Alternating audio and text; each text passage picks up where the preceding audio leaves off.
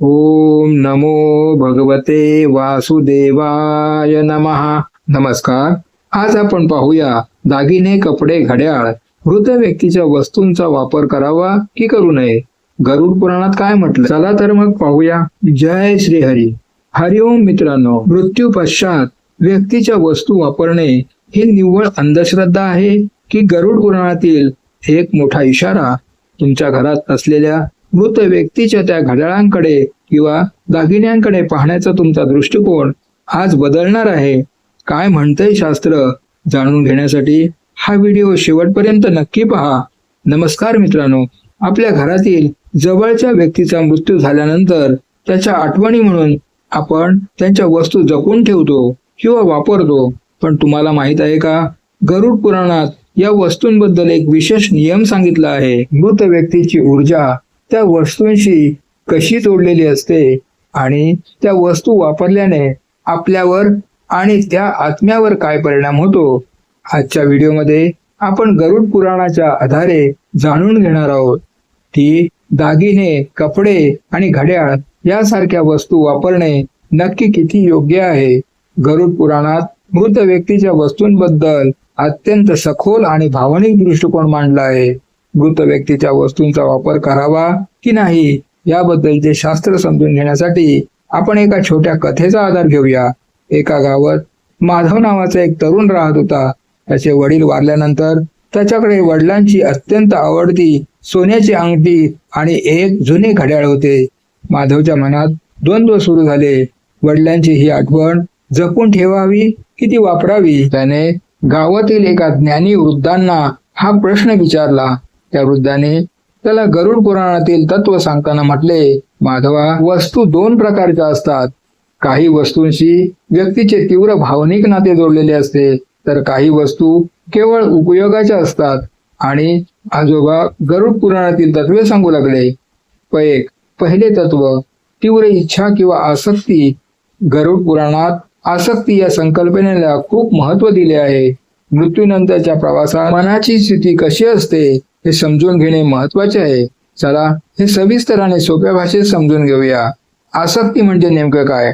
सोप्या भाषेत सांगायचे तर माझे हे ज्या वस्तूशी किंवा व्यक्तीशी जोडले असते ती म्हणजे आसक्ती. गरुड पुराणाच्या दृष्टिकोनातून आसक्तीचे स्वरूप खालीलप्रमाणे असते. 1. सूक्ष्म शरीराचा प्रवास. गरुड पुराणात असे सांगितले आहे की मृत्यूनंतर स्थूल शरीर, म्हणजे ज्याला आपण देह म्हणतो, नष्ट होते, परंतु सूक्ष्म शरीर अस्तित्वात राहते. या सूक्ष्म शरीरासोबत त्या व्यक्तीचे विचार, इच्छा आणि भावना यांचा प्रवास सुरू राहतो. जर एखाद्या व्यक्तीला एखादा दागिना, घर किंवा कपड्याबद्दल कमालीचे प्रेम म्हणजे मोह असेल तर मृत्यूनंतरही त्याचे सूक्ष्म मन त्या वस्तूंशी गुंतलेले राहते. तृप्तीचा अभाव. ज्या गोष्टीवर व्यक्तींचे जिवंतपणी खूप प्रेम होते ती वस्तू जर त्याच्या मृत्यूनंतर त्याच्याच घरातील इतर व्यक्ती वापरू लागल्या तर त्या सूक्ष्म लहरी तिथेच घुटमळतात. पुराणात असे मानले जाते की या आसक्तीमुळे मृत व्यक्तीला मुक्ती मिळण्यास अडथळा येतो. त्यांना असे वाटते की ती माझी वस्तू आहे, ती मीच वापरली पाहिजे. या विचारामुळे त्या आत्म्याला त्या घराच्या वातावरणातून किंवा त्या वस्तूपासून बाहेर पडता येत नाही. 3. मानसिक अडथळा. जेव्हा आपण त्या वस्तू वापरतो तेव्हा आपल्या मनातही त्या व्यक्तीच्या आठवणींचा एक चक्रव्यूह तयार होतो. उदाहरणार्थ, जर एखाद्या व्यक्तीला त्यांच्या वडिलांच्या घड्याळाचा खूप अभिमान होता आणि ते घड्याळ नेहमी त्यांच्या हातात असायचे, आता ते घड्याळ तुम्ही वापरत असाल तर प्रत्येक वेळी ते पाहताना तुम्हाला ते माझे वडील होते या विचारापेक्षा ते माझे वडील होते जे आता नाहीत म्हणजे अभावाची जाणीव अशी भावना जास्त तीव्रतेने जाणवते. ही भावना म्हणजे त्या व्यक्तीच्या ऊर्जेला घट्ट धरून ठेवणे आहे. ही आसक्ती दोघांच्याही म्हणजेच तुमच्या आणि मृत व्यक्तीच्या प्रगतीमध्ये अडथळा ठरू शकते. 4. आसक्तीचे रूपांतर कशात होते? गरुड पुराणात चेतावणी दिली आहे की जर आसक्ती खूप तीव्र असेल तर ती मोहात बदलते. मोहामुळे मृत व्यक्ती पुन्हा पुन्हा आपल्या प्रिय वस्तूंभोवती, आपल्या प्रियजनांभोवती फिरत राहते, ज्याला आपण प्रेतात्म्याची स्थिती म्हणतो. यामुळे त्या व्यक्तीची पुढची गती म्हणजे पुनर्जन्म किंवा मोक्ष थांबते. या आसक्तीतून मुक्त कसे व्हावे? गरुड पुराणात यासाठी काही उपाय सुचवले आहेत, जेणेकरून मृत व्यक्ती आणि तुम्ही स्वतः या मोहपाशातून मुक्त व्हाल. दान. जेव्हा तुम्ही त्या प्रिय वस्तू एखाद्या गरजूला देता किंवा मंदिरात दान करता, तेव्हा ती वस्तू माझी आहे ही भावना संपते. दान केल्यामुळे त्या वस्तूसोबत असलेला मालकी हक्क विसर्जित होतो. हे दान मृत व्यक्तीच्या आत्म्याला हे संदेश देते की आता हे जग किंवा या वस्तू तुझ्यासाठी राहिलेल्या नाहीत. तू आता पुढच्या प्रवासासाठी मोकळा आहेस. प्रार्थना. वस्तू दान करताना किंवा विसर्जित करताना त्या व्यक्तीच्या आत्म्याला शांती मिळो अशी प्रार्थना करावी. यामुळे तुमची आसक्ती कमी होते. स्मृती विरुद्ध मोह. वडिलांचे किंवा प्रियजनांचे फोटो लावणे किंवा त्यांच्या प्रेमाचे स्मरण करणे हे स्मृती आहे, पण त्यांच्या वस्तूंचा हट्ट धरून ठेवणे किंवा त्या वापरताना सतत दुःखी होणे हा मोह आहे. स्मृती सकारात्मक असते तर मोह नकारात्मक असतो. थोडक्यात सांगायचे तर गरुड पुराणातील आसक्तीचा सिद्धांत असा सांगतो की जी गोष्ट मृत व्यक्तीला स्वतःच्या प्रपंचाचे ओझे वाटत होती ती आपल्याकडे ठेवल्याने त्याचे ओझे संपत नाही, उलट वाढते. म्हणूनच ज्या वस्तूंशी त्यांचे नाते अत्यंत तीव्र होते त्या वस्तूंना त्यांच्या स्मृतीप्रित्यर्थ दान करणे हेच त्यांच्या आत्म्याला मुक्त करण्याची खरी चावी आहे. 2. दुसरे तत्व. कपडे आणि वैयक्तिक वापराच्या वस्तू.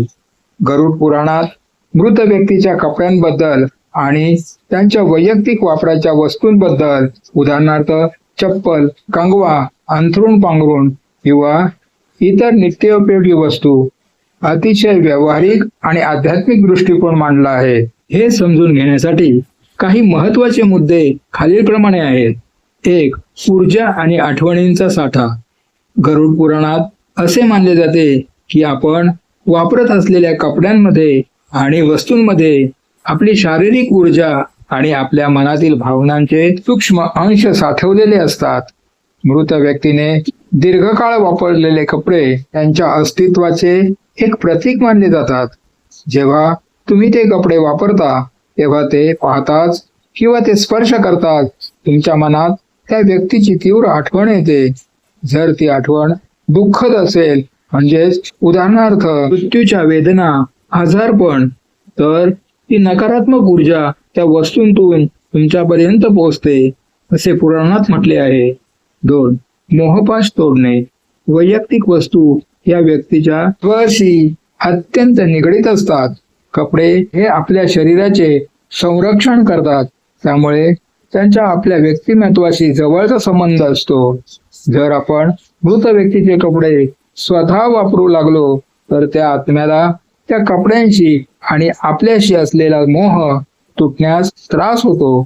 गरुड पुराणातील शिकवण अशी आहे की मृत्यूनंतर आत्म्याला त्याच्या जुन्या जगात अडकवून ठेवण्यापेक्षा त्याला मुक्त करणे हे जिवंत व्यक्तीचे कर्तव्य आहे. वस्तू दान केल्याने त्या आत्म्याचा या जगाशी असलेला भौतिक संबंध कापला जाण्यास मदत होते. 3. शास्त्रोक्त मार्ग. दान का करावे? पुराणात मृत व्यक्तीच्या वस्तू दान करण्याचे विधान का आहे याचे शास्त्रीय कारण असे. निर्मोह. दान करताना आपण ती वस्तू त्या व्यक्तीची समजून कोणाला तरी देतो. यामुळे ही वस्तू माझी होती, आता ती मी वापरू का हा गोंधळ संपतो. पुण्यसंचय. मृत व्यक्तीच्या वस्तू एखाद्या गरजूला दान केल्यास या वस्तूचा उपयोग कोणाचे तरी भले करण्यासाठी होतो. हे मिळणारे पुण्य मृत व्यक्तीच्या आत्म्याच्या पुढील प्रवासासाठी आणि शांतीसाठी मदतकारक ठरते अशी भारतीय संस्कृतीत धारणा आहे. शुद्धता. एखादी व्यक्ती आजारी असताना वापरलेले कपडे किंवा वस्तू त्याच्या मृत्यूनंतर वापरणे हे आरोग्याच्या दृष्टीने टाळणे योग्य ठरते. 4. अपवाद आणि व्यावहारिक विचार. आजच्या आधुनिक काळात काही लोक मृत व्यक्तीच्या आठवणी जपून ठेवण्यासाठी त्या वस्तूंचा वापर करतात किंवा जपून ठेवतात. गरुड पुराणाच्या तत्वांना बाधक न ठरता तुम्ही खालील मार्ग निवडू शकता. काय दान करावे? जे कपडे मृत व्यक्तीने त्यांच्या मृत्यूपूर्वीच्या शेवटच्या काळात वापरले होते ते पूर्णपणे दान करणे उत्तम. तसेच त्यांचे चपला, अंथरूण पांघरूण या गोष्टी दान करणे श्रेयस्कर मानले जाते. काय जतन करावे? जर तुम्हाला त्या व्यक्तीची एखादी विशेष आठवण जपायची असेल तर एखादा विशेष कपडा किंवा वस्तू, उदाहरणार्थ आवडता रुमाल किंवा एखादा विशिष्ट सदरा तुम्ही स्मृतिचिन्ह म्हणून स्वच्छ धुवून इस्त्री करून सन्मानाने जपून ठेवू शकता. पण त्याचा नित्य वापर करणे टाळावे. शुद्धीकरण: जर तुम्हाला एखादी वस्तू वापरायचीच असेल, उदाहरणार्थ एखादी महागडी शाल किंवा कपाटातील काही कपडे, तर ते आधी धुवून त्यावर गंगाजल शिंपडून आणि ते पुन्हा वापरताना त्या व्यक्तीला आदरपूर्वक स्मरण करून वापरण्यास हरकत नाही. मात्र ती वस्तू त्या व्यक्तीच्या ऊर्जेची नसून आता एक निर्जीव वस्तू आहे हा दृष्टिकोन मनात ठेवणे आवश्यक आहे. सारांश: गरुड पुराणाचा मूळ उद्देश विस्मरण नसून मुक्ती आहे. वैयक्तिक वस्तू दान करण्यामागे त्या आत्म्याला पुढील प्रवासासाठी मोकळे करण्याचे आणि जिवंत व्यक्तींना त्यांच्या दुःखाच्या आठवणींमधून बाहेर येण्याचे आध्यात्मिक प्रयोजन आहे. जर वस्तू वापरल्याने तुम्हाला त्या व्यक्तीच्या कष्टाची किंवा दुःखाची आठवण येत असेल तर त्या दान करणे सर्वात उत्तम आहे. तिसरे तत्व: दागिने आणि मौल्यवान वस्तू. गरुड पुराणात दागिने आणि मौल्यवान वस्तूंबाबतचा दृष्टिकोन इतर वैयक्तिक वस्तूंपेक्षा, उदाहरणार्थ कपडे, थोडा वेगळा आहे. दागिने हे केवळ वैयक्तिक वापराची वस्तू नसून ती संपत्ती आणि कुलपरंपरा मानली जाते. दागिने वापरण्याबाबत गरुड पुराणातील तत्व आणि व्यावहारिक समतोल खालीलप्रमाणे आहे. 1. दागिने संपत्ती मानले जातात. कपडे हे त्या व्यक्तीच्या शरीराशी निगडीत असतात म्हणून ते दान करणे अधिक श्रेयस्कर मानले जाते. मात्र दागिने, विशेषतः सोने चांदी, हे परिवाराची संपत्ती मानली जातात. गरुड पुराणात मौल्यवान वस्तूंना केवळ भोगी म्हणजेच उपभोग घेण्याची वस्तू न मानता संग्रह मानले आहे. त्यामुळे दागिने दान करण्याऐवजी ते कुटुंबात ठेवणे हे चुकीचे मानले जात नाही. 2. ऊर्जेची शुद्धीकरण. दागिने दीर्घकाळ अंगावर असल्यामुळे त्यावर त्या व्यक्तीच्या लहरींचे संक्रमण झालेले असते. म्हणूनच ते दागिने वारसदारांनी वापरण्यापूर्वी काही धार्मिक आणि आध्यात्मिक विधी करणे आवश्यक मानले जाते. गंगाजल. दागिन्यांवर गंगाजल शिंपडून ते पवित्र करणे, प्रार्थना, कुलदेवतेचे किंवा इष्ट देवतेचे नामस्मरण करून त्या दागिन्यांमधील जुनी ऊर्जा दूर होऊन सकारात्मक ऊर्जा निर्माण हो अशी प्रार्थना करणे. अग्नी किंवा सूर्यप्रकाश. दागिन्यांना काही काळ शुद्ध हवेत किंवा सूर्यप्रकाशात ठेवल्याने त्यातील सूक्ष्म नकारात्मकता निघून जाते असे मानले जाते. 3. भावनिक आसक्ती आणि मोह. दागिन्यांच्या बाबतीत मोह हा सर्वात मोठा धोका असतो. गरुड पुराणात असे म्हटले आहे की जर मृत व्यक्तीचा त्या दागिन्यांवर कमालीचा लोभ असेल, उदाहरणार्थ माझा हा हार कोणालाही देऊ नका किंवा हे दागिने माझ्याजवळ राहू दे, तर ते दागिने वापरताना वारसांच्या मनात भीती किंवा अस्वस्थता निर्माण होऊ शकते. अशा वेळी ते दागिने काही काळ घराबाहेर, उदाहरणार्थ बँक लॉकरमध्ये ठेवणे किंवा त्यावर काही विधी करणे योग्य ठरते. 4. कुलपरंपरा म्हणून जतन. अनेक घरामध्ये पिढ्यानपिढ्या दागिने चालत येतात. उदाहरणार्थ आजीचे दागिने नातीला देणे याला आसक्ती न म्हणता परंपरा म्हटले जाते. जेव्हा आपण हे दागिने सन्मानाने घालतो तेव्हा आपण त्या पूर्वजांच्या स्मृतीचा आदर करत असतो. गरुड पुराण येथे स्पष्ट सांगते की जर तुम्ही ते दागिने त्या पूर्वजांच्या प्रेमापोटी आणि आशीर्वादाची आठवण म्हणून घालत असाल तर ते शुभच आहे. मात्र जर तुम्ही ते दागिने घालून त्यांच्याच दुःखाचे किंवा भांडणाचे स्मरण करत असाल तर ती वस्तू नकारात्मक ठरते. काय टाळावे? विवाहित व्यक्तींच्या दागिन्याबाबत. जर मृत व्यक्ती सुवासिनी म्हणजे सौभाग्यवती असेल तर तिचे दागिने उदाहरणार्थ मंगळसूत्र किंवा नथ वापरण्याबाबत घराच्या रूढी परंपरांना अधिक महत्त्व द्यावे. अनेक ठिकाणी हे दागिने तसेच जपून ठेवण्याची पद्धत आहे. वाद निर्माण करणारे दागिने. जर त्या दागिन्यांवरून कुटुंबात वाद होत असतील तर गरुड पुराणानुसार ते दागिने वापरणे टाळावे, कारण मृत व्यक्तीच्या वस्तूंमुळे जिवंत व्यक्तीच्या नात्यात दुरावा येणे हे त्या आत्म्याच्या शांतीला बाधा आणणारे मानले जाते. थोडक्यात सांगायचे तर दागिने हे परिवाराची संपत्ती असल्याने ते दान करण्याची गरज नसते, परंतु त्यांचा वापर करताना अहंकार आणि मोह दूर ठेवून करणे महत्वाचं आहे. त्यांना केवळ दागिना न मानता पूर्वजांचा आशीर्वाद म्हणून स्वच्छ करून शुद्ध करून धारण करणे हेच श्रेयस्कर आहे. तुम्हाला तुमच्या घरात अशा एखाद्या विशिष्ट दागिन्याबाबत संभ्रम आहे का, ज्यामुळे तुम्हाला हा प्रश्न पडला आहे? चौथे तत्व, घड्याळ किंवा इतर यंत्रे. गरुड पुराणाच्या दृष्टिकोनातून घड्याळ किंवा यंत्रे, उदाहरणार्थ पेन, चष्मा, कॅमेरा, संगणक या वस्तूंना खूप वेगळ्या परिप्रेक्ष्यात पाहिले जाते. घड्याळ हे केवळ वेळेचे साधन नाही, तर ते आयुष्याच्या प्रवासाचे प्रतीक मानले जाते. या वस्तूंबाबत गरुड पुराणातील विवेचन खालीलप्रमाणे आहे. 1. घड्याळ म्हणजे आयुष्याचा कालावधी. घड्याळ हे आयुष्यातील वेळेचे मोजमाप करते. मृत व्यक्तीने वापरलेले घड्याळ हे त्या व्यक्तीच्या आयुष्यातील काळाचे चक्र पूर्ण झाले असल्याचे द्योतक आहे. आध्यात्मिक दृष्टिकोन. जेव्हा आपण मृत व्यक्तीचे घड्याळ वापरतो तेव्हा आपण नकळतपणे त्या व्यक्तीच्या आयुष्याच्या प्रवासाशी स्वतःला बांधून घेतो.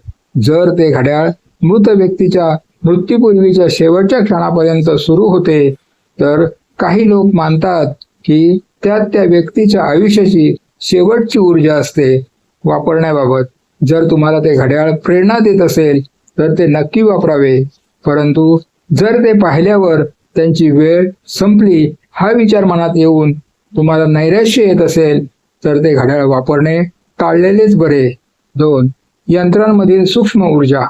इतर यंत्रे, उदाहरणार्थ चष्मा, पेन, मोबाईल, डायरी ही त्या व्यक्तीच्या बौद्धिक कामाशी आणि विचारांशी जोडलेली असतात.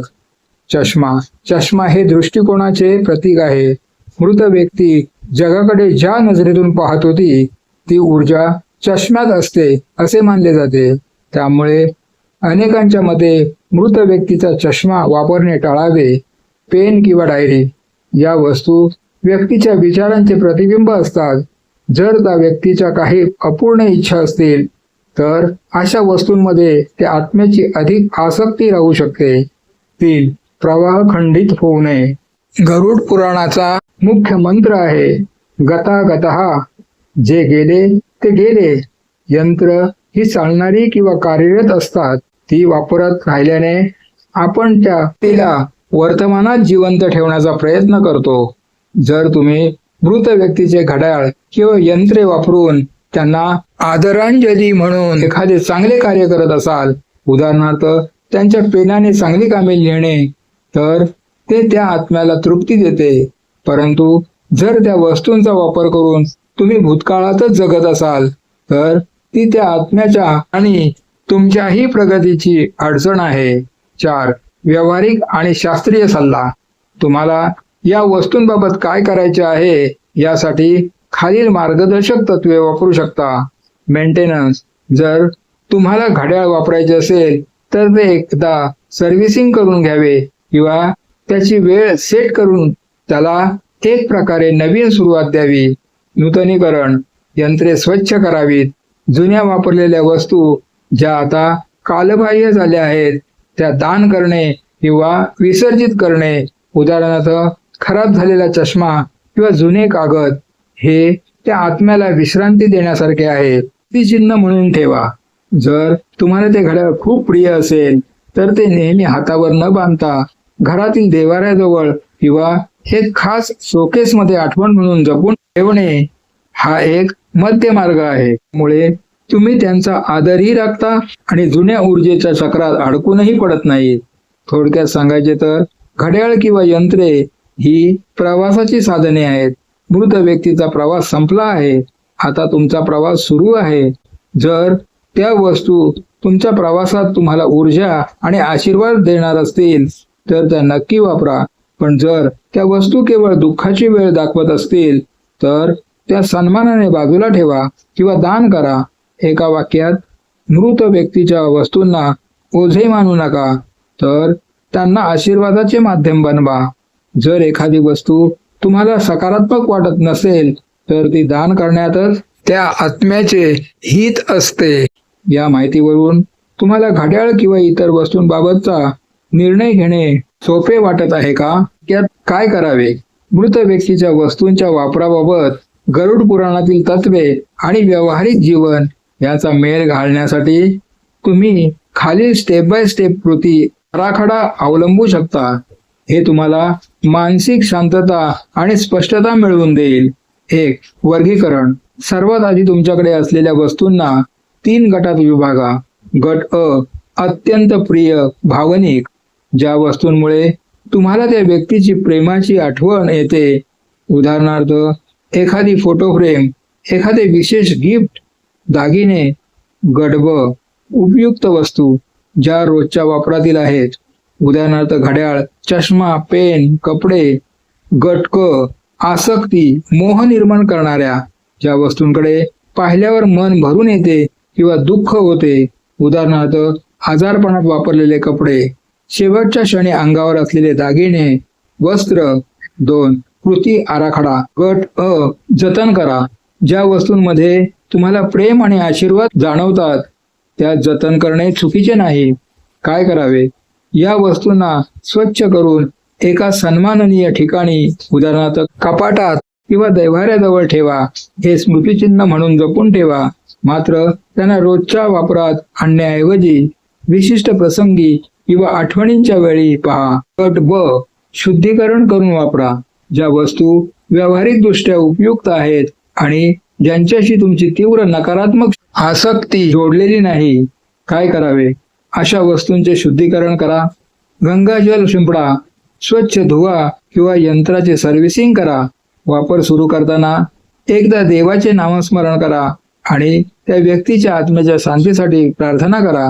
हे करताना मनात हा विचार ठेवा की ही वस्तू आता केवळ एक साधन आहे जी मला माझ्या आयुष्यात पुढे जाण्यासाठी मदत करणार आहे. गट क, दान करा. ज्या वस्तूंमुळे तुम्हाला किंवा कुटुंबातील कोणालाही नकारात्मकता, भीती किंवा अतिशय दुःख जाणवते त्या वस्तू स्वतःकडे ठेवू नका. काय करावे?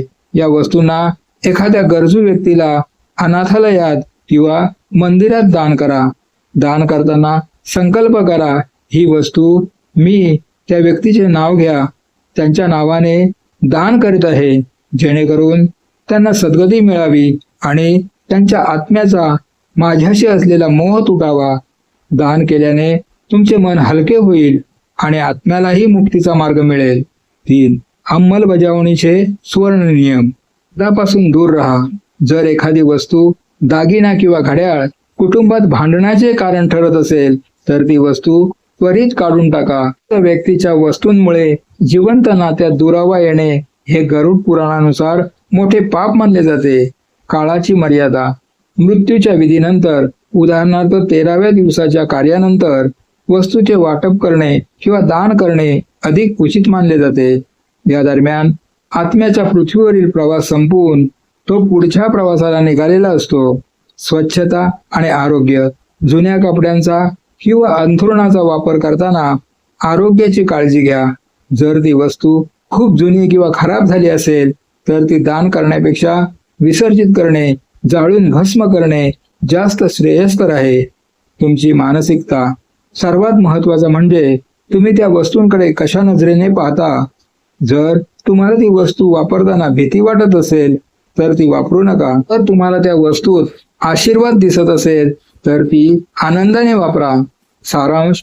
गरुड पुराणाचा उद्देश तुम्हाला वंचित करणे हा नाही, तर तुम्हाला अतीत म्हणजे भूतकाळापासून मुक्त करून वर्तमानात सन्मानाने जगण्यास प्रवृत्त करणे हा आहे.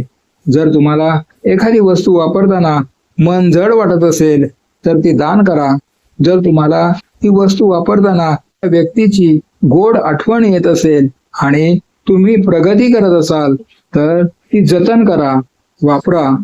या प्रक्रियेत तुमच्या मनाचा कौल हा सर्वात मोठा मार्गदर्शक आहे. तुम्ही या पद्धतीचा वापर करून काही निर्णय घेतले आहेत का? मित्रांनो, सारांश एवढाच की मृत व्यक्तीच्या वस्तू म्हणजे केवळ वस्तू नसून त्यातील भावना आणि आसक्ती ओळखणे महत्वाचे आहे. या वस्तू तुम्हाला सकारात्मकता देतात त्या नक्की जपून ठेवा, पण ज्या वस्तूंमुळे तुमच्या मनात किंवा त्या आत्म्याच्या गतीमध्ये अडथळा निर्माण होतोय त्या दान करण्यातच खरे पुण्य आणि शांती आहे.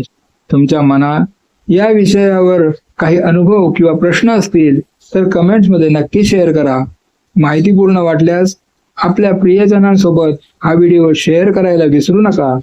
पुन्हा भेटूया अशाच एका महत्त्वाच्या विषयासोबत.